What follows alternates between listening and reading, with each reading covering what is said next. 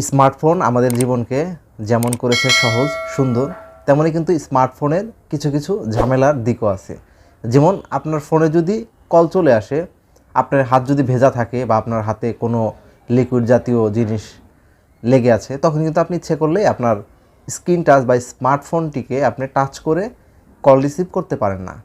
তো চলুন আজকে আমি আপনাদেরকে দেখাবো কিভাবে আপনি আপনার স্মার্টফোনে টাচ না করেই আপনি আপনার মোবাইলে আসা কলটি রিসিভ করতে পারবেন শুধুমাত্র ভলিউম বাটনে চাপ দিয়েই। তো চলুন কথা না বাড়িয়ে সরাসরি চলে যাচ্ছি আমরা মূল ভিডিওতে। তবে মূল ভিডিওতে যাওয়ার আগে আপনাদের কাছে একটি রিকোয়েস্ট থাকবে, ভিডিওটি যদি ভালো লাগে তাহলে অবশ্যই লাইক করবেন এবং চ্যানেলটি সাবস্ক্রাইব করবেন। আমরা অলরেডি আমাদের স্ক্রিনে চলে এসেছি। এখন আমরা চলে যাব আমাদের মোবাইলে থাকা সেটিংস অপশনে। আমি সেটিংসে ক্লিক করছি। সেটিংসে ক্লিক করার পরে এরকম একটি ইন্টারফেস দেখতে পাবেন। এখানে আসার পরে আপনার নিচের দিকে স্ক্রল করবেন। নিচের দিকে স্ক্রল করলেই দেখতে পাবেন অ্যাক্সেসিবিলিটি, এখানে ক্লিক করবেন। এখানে ক্লিক করলে এরকম একটি নতুন ইন্টারফেস দেখতে পাবেন।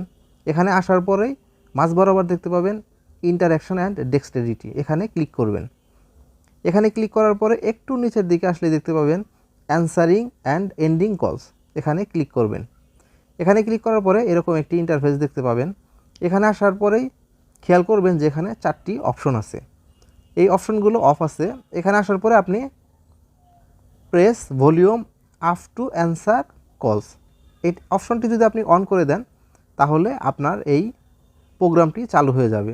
আপনার ফোনে কোনো কল আসলে আপনি স্ক্রিন টাচ না করেই আপনার ভলিউম বাটনের উপরের অংশে চাপ দিলেই আপনার মোবাইলে আসা কলটি রিসিভ হয়ে যাবে।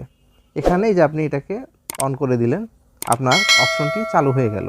এখানে লেখাই আছে press volume up to answer কলস, অর্থাৎ কলের উত্তর দেওয়ার জন্য আপনি ভলিউম বাটনের উপরের অংশে চাপ দিন।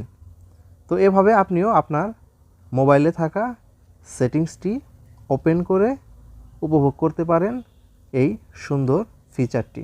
ভালো থাকবেন, সুস্থ থাকবেন, আবারও দেখা হবে কোনো একটি নতুন ভিডিওতে।